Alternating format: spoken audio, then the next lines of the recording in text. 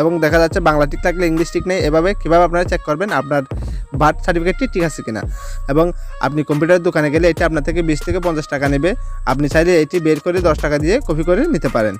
এখন আপনাদের দেখাই দেবো আপনারা কীভাবে বার্থ সার্টিফিকেট চেক করবেন অনলাইনে এবং কীভাবে এটা নিতে পারবেন খুব সহজে। তো আপনাদের প্রথমত একটি ব্রাউজারে চলে যেতে হবে, সেটা হচ্ছে ক্রোম ব্রাউজার। ক্রোম ব্রাউজারে যাওয়ার পর আপনারা সার্চ বারে যাবেন। সার্চ বারে যাওয়ার পর আপনারা চার্জ দেবেন বার্থ সার্টিফিকেট।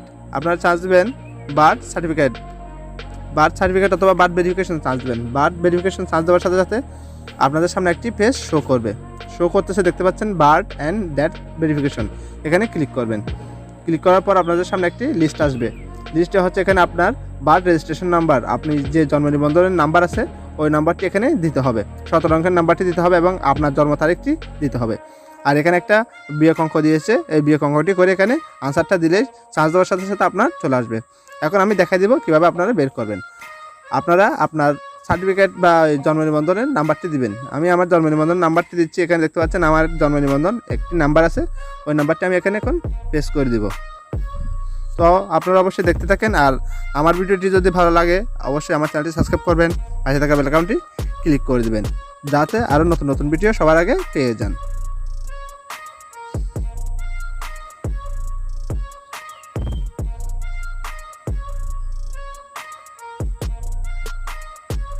আমার নাম্বারটি দিয়ে দিলাম, এখন আমি জন্ম তারিখ দিব। আপনারা প্রথমে দেখতে পাচ্ছেন এখানে সিরিয়াল বাই, প্রথমে আপনি কত সালে জন্মগ্রহণ করছেন সেটা দিবেন। আমি 2000 সাল জন্মগ্রহণ করছি সেটা দিছি, এবং এরপর 4 তারিখ 10 মাস এভাবে আপনারা দিয়ে দিবেন। এখানে ক্যালেন্ডার আসলে সেখানে 10 তারিখ ওকে করে দিবেন। এভাবে আপনারা চালিয়ে দিতে পারেন। দেখতে পাচ্ছেন এপ্রিলের 10 তারিখ ওকে করে দিলাম, এবং বিয়োগ অঙ্কটি আপনারা করে দিবেন।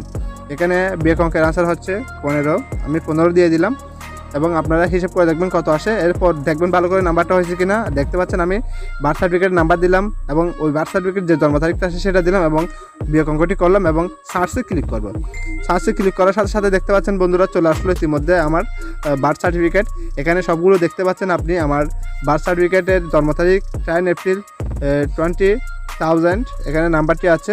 মেল জয় দাস, ইংলিশেও জয় দাস, বাংলায় জয় দাস আছে, এবং রত্না দাস বাংলায় আছে এবং ইংলিশেও আছে, এবং মিলন দাস, দুইটাই ঠিক আছে। আমার সবগুলো ওকে রয়েছে। এখানে অনেকের রয়েছে বাংলাটি ঠিক থাকলে ইংলিশটি ভুল থাকে, ক্যাপ জেড বা ওইরকম কিবোর্ড চেপে দেওয়া হয়, অথবা দেখা যাচ্ছে ওদের ইংলিশে বের করছে বাংলাগুলো ঠিক নেই। অবশ্যই আপনারা এগুলোর জন্য ইউনিয়ন বোর্ড বা পৌরসভায় যাবেন, গিয়ে সমাধান করে নেবেন। এভাবে আপনি চাইলে আপনার জন্ম নিবন্ধন অনলাইনে আছে কিনা এবং আপনার বাংলা ইংলিশ নাম দুটো ঠিক আছে কিনা চেক করতে পারবেন খুব সহজে। এভাবে আপনারা চেক করবেন। আর নতুন নতুন ভিডিও পাওয়ার জন্য আমাদের চ্যানেলের পাশে থাকবেন। আমার ভিডিওটি দেখার জন্য সবাইকে অসংখ্য অসংখ্য ধন্যবাদ। নতুন নতুন ভিডিও পেতে ইটস জয় চ্যানেলটি সাবস্ক্রাইব করুন, আর ভিডিওটি কেমন লাগলো তা কমেন্ট করে জানাতে ভুলবেন না।